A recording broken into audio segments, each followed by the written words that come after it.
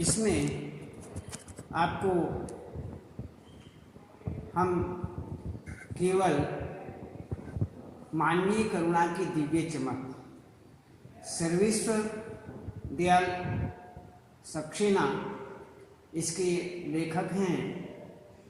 इन्होंने ये लिखा है और इसमें हम आपको ये बता चुके हैं कि जीवन परिचय के अंतर्गत लेखक परिचय, व्यक्तित्व एवं कृतित्व, जीवन परिचय और अन्य साहित्यिक विशेषताएं, रचनाओं के अंतर्गत कहानी संग्रह, उपन्यास, कविता संग्रह, नाटक, बाल साहित्य, लेख संग्रह, भाषा शैली में आपको बताया और शब्दों का प्रयोग, कौन कौन से शब्दों का तत्सम, उर्दू, आगत आदि शब्दों का विशेष रूप से इसमें प्रयोग किया गया और इसका पाठ सारांश भी आपको बताया गया। पाठ सारांश सर्वेश्वर दयाल सक्सेना द्वारा जो ये लिखित पाठ है, उच्च संस्मरण है, ये उच्च कोटि का संस्मरण माना जाता है, जिसमें फादर कामिल बुल्के की चारित्रिक और व्यवहारिक विशेषताएं वर्णित हैं। बेल्जियम में जन्मे फादर बुल्के ऐसी भूमि से भारत आए जो गिरजाघरों, पादरियों, धर्म गुरुओं और संतों की पावन भूमि कही जाती है। उन्होंने भारत को आने के बाद से मरने तक इसे अपना कर्म अक्षेत्र बनाया। फादर सन्यासी थे परंतु परंपरागत नहीं थे। लेखक और फादर के संबंधों की झलक में इस संस्मरण में मिल जाती है। वे भारतीय संस्कृति में रच बस गए थे और हिंदी भाषा को राष्ट्रभाषा का दर्जा दिलवाने का उनका सराहनीय प्रयास भी अछूता नहीं है, सबके सामने है। तो इस प्रकार से यहाँ पर उनका जो ये आपको सारांश रूप बताया गया है, इसमें फादर बुल्के के निधन पर लेखक का आक्रोश बताया गया है, फादर बुल्के की आत्मीयता और लेखक के विषय में बताया गया है, फादर बुल्के का परिवार कैसा था इसके विषय में, फादर बुल्के की भारत में प्रक्रियाएं किस प्रकार थीं इस संबंध में, संकल्प से सन्यासी फादर बुल्के, तो इस संबंध में और अन्य यहाँ पर फादर बुल्के की अंतिम जीवन यात्रा किस प्रकार की रही और लेखक की सोच, लेखक की फादर बुल्के के प्रति किस प्रकार की सोच थी, तो ये इसमें सभी बताया गया। और अन्य इसमें आप अच्छी तरह से शब्दार्थों को कर लेना। शब्दार्थ इसमें, तो शब्दार्थों के बाद में अर्थ ग्रहण संबंधी प्रश्न जो हैं वह इसमें आते हैं। तो अर्थ ग्रहण संबंधी प्रश्नों को हम देखते हैं। देखिए,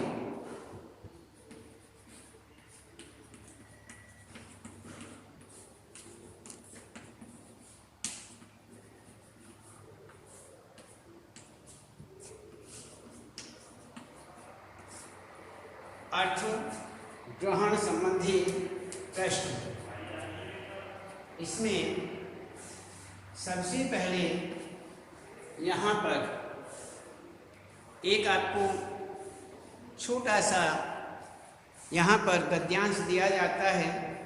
उस गद्यांश के बाद हम आपको प्रश्न बताएंगे, प्रश्न फिर उसके उत्तर बताएंगे। तो तो इस प्रकार से यहाँ पर देखिए, फादर को जहर, फादर को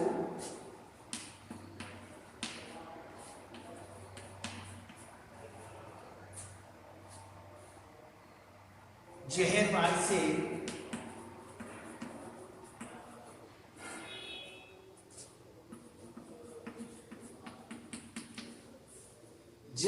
से मैं 35 साल से इसका साक्षी था।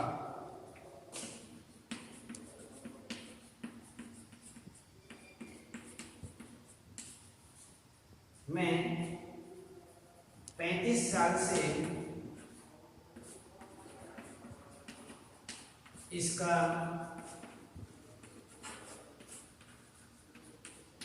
साक्षी था। ये हमारे पास एक दूसरा हमारे पास है, फादर को याद करना।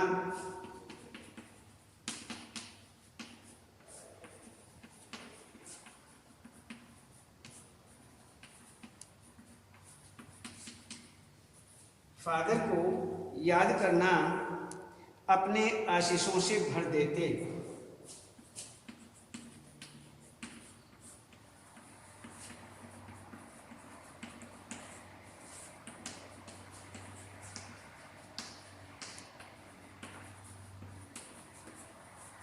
अपने आशीषों से भर देते।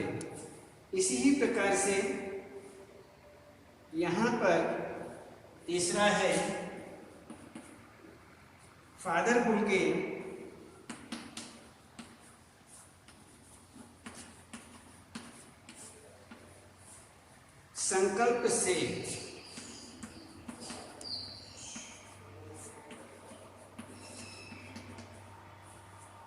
संकल्प से पूछना उनका स्वभाव था।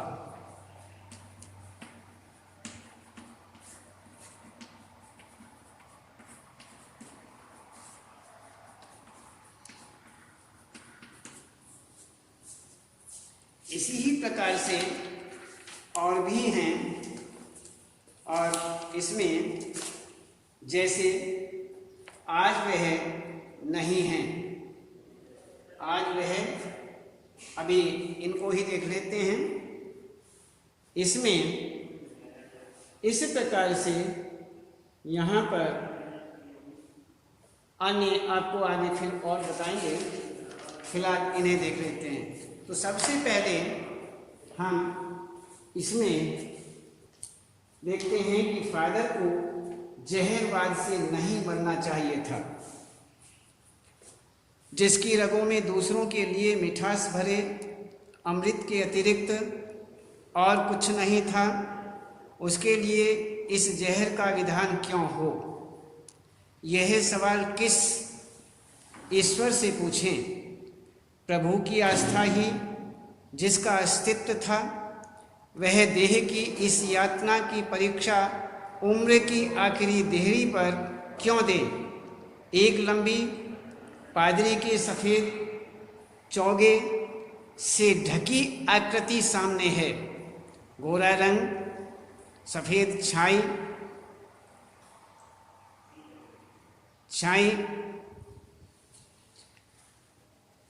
झाई मारती पूरी दाढ़ी, नीली आंखें, बाहें खोल गले लगाने को आतुर, इतनी ममता, इतना अपनत्व।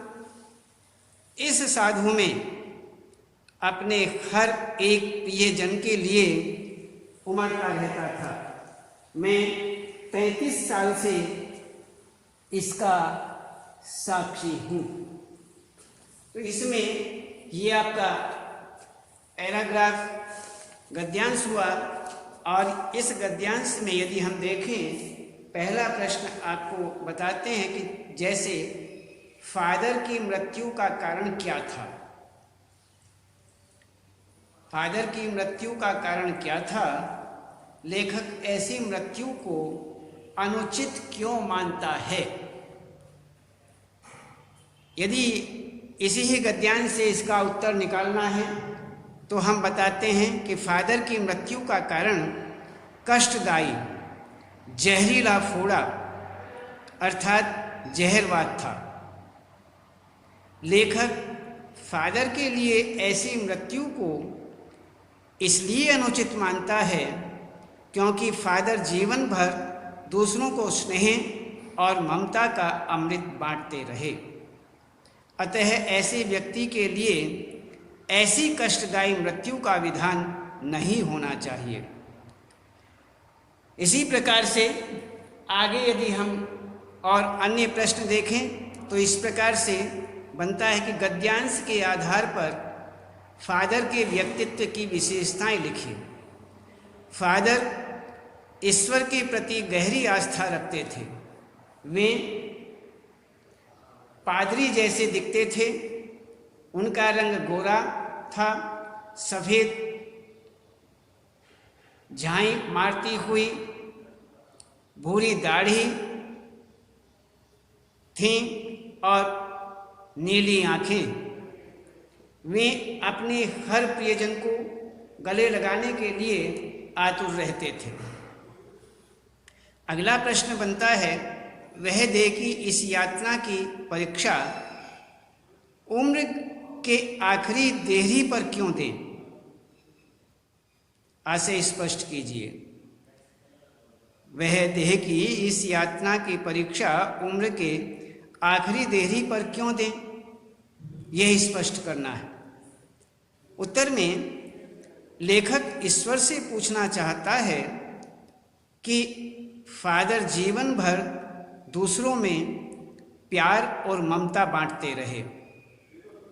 फिर जीवन के आखिरी पड़ाव पर ऐसी कष्टप्रद और असाध्य बीमारी देखकर, असाध्य बीमारी देखकर यहाँ पर ये जो असाध्य बीमारी थी इसको देख करके ईश्वर कैसी परीक्षा लेना चाहता है, ये यहाँ पर इसका बताया गया है। तो इसी प्रकार से यहाँ पर ये 3 प्रश्न बनते हैं और हम यदि आगे थोड़ा देखें तो इसमें दूसरा देख लीजिए, वह भी इसी प्रकार से कि फादर को याद करना, ये गद्यांश है, ये इसका संकेत है।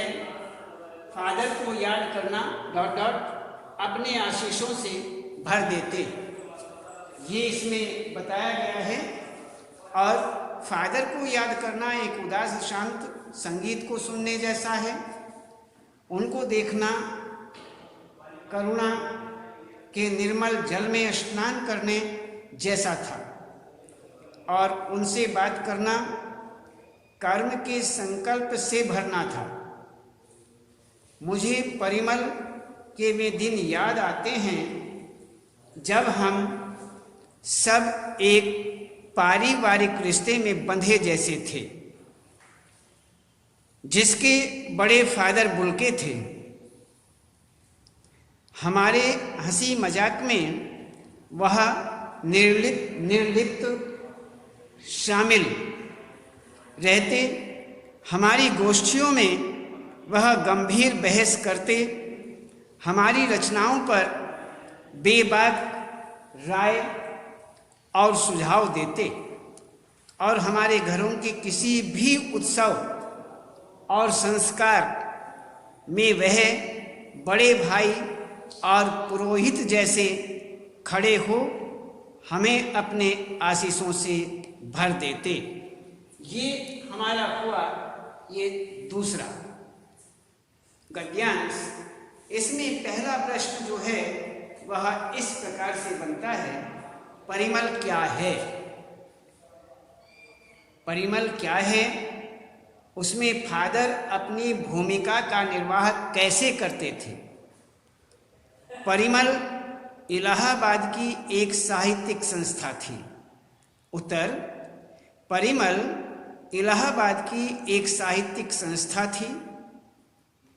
इस संस्था से फादर बुल्के और अन्य साहित्यकार जुड़े हुए थे।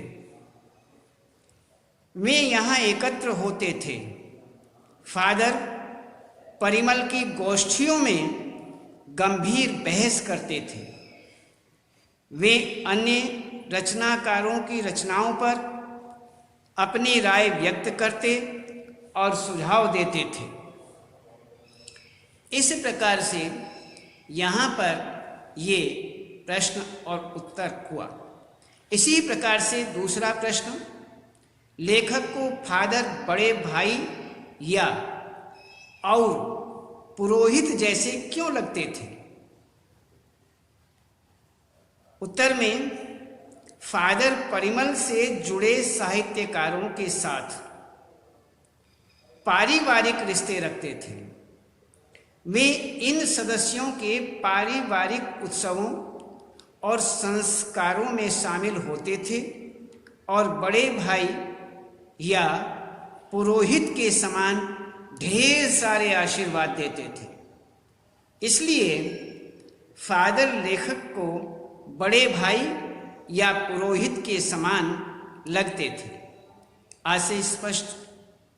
यदि अगला प्रश्न हम देखें तो इसमें पूछते हैं कि आज से स्पष्ट कीजिए, फादर को याद करना एक उदास संगीत सुनने जैसा है। उत्तर में कि आज से जिस प्रकार उदास संगीत सुनकर हमें एक अद्भुत शांति की अनुभूति होती है, उसी ही प्रकार फादर को याद करने से मन शांति के सागर में डूब जाता है। ये इसका आशय हुआ। और अब हम देखते हैं तीसरा संकेत। तीसरा संकेत हमारे सामने फादर बुल के संकल्प से ... पूछना उनका स्वभाव था। देखिए, फादर बुल के संकल्प से सन्यासी थे। कभी कभी लगता है वह मन से सन्यासी नहीं थे। रिश्ता बनाते थे तो तोड़ते नहीं थे। दसियों साल बाद मिलने के बाद भी उसकी गंध महसूस होती थी। वह जब भी दिल्ली आते जरूर मिलते। खोजकर समय निकालकर गर्मी सर्दी बरसात झेलकर मिलते, चाहे 2 मिनट के लिए ही सही। यह कौन सन्यासी करता है? उनकी चिंता हिंदी को राष्ट्रभाषा के रूप में देखने की थी। हर मंच से इसकी तकलीफ बयान करते, इसके लिए अकाट्य तर्क देते। बस इसी ही एक सवाल पर उन्हें झुंझलाते देखा है और हिंदी वालों द्वारा ही हिंदी की उपेक्षा पर दुख करते उन्हें पाया है। घर परिवार के बारे में, निजी दुख तकलीफ के बारे में पूछना उनका स्वभाव था। इसी ही गद्यांश के आधार पर पहला प्रश्न बनता है कि लेखक को फादर संकल्प के सन्यासी क्यों लगते थे? लेखक को फादर जो हैं वो संकल्प के सन्यासी क्यों लगते थे? उत्तर में लेखक को फादर बुल के संकल्प के सन्यासी इसलिए लगते थे क्योंकि वे अपने दृढ़ संकल्प के बल पर सन्यासी बने थे। उन्होंने अपनी इंजीनियरिंग की पढ़ाई पूरी किए बिना सन्यास ले लिया, जबकि वे मन से सन्यासी नहीं बन पाए थे। उनके मन में सन्यासियों जैसे भाव विचार न आ सके थे। यहाँ पर दूसरा प्रश्न बनता है, उन कारणों का उल्लेख कीजिए जिनसे लेखक को लगता था कि फादर मन से सन्यासी नहीं थे। उत्तर में कहते हैं कि फादर मन से सन्यासी नहीं थे, ऐसा निम्नलिखित कारणों से लगता है। पहला, फादर संबंध बना लेने पर उसे तोड़ते नहीं थे। दूसरा, फादर अपने संबंधों को भली प्रकार निभाना जानते थे। तीसरा, फादर जब भी दिल्ली आते थे, लेखक से मिले बिना नहीं जाते थे, चाहे मौसम कितना भी प्रतिकूल क्यों न हो। इस प्रकार से यहाँ पर अब हम देखते हैं अगला प्रश्न। फादर हिंदी भाषा के प्रति असीम लगाव रखते थे, ये स्पष्ट करो। फादर हिंदी को राष्ट्रभाषा के रूप में देखना चाहते थे। वे हर मंच से इस मुद्दे को उठाते थे और हिंदी की उपेक्षा पर अपना दुख भी प्रकट करते थे। इस प्रकार से यहाँ पर ये बताया गया है कि अर्थ ग्रहण संबंधी जो प्रश्न हैं वो इस प्रकार से। तो हम इसमें अन्य और जो गद्यांश और प्रश्नोत्तर हैं वो अर्थ ग्रहण संबंधी प्रश्न जो हैं हम फिर और आगे बताएंगे, और आज केवल इतना ही।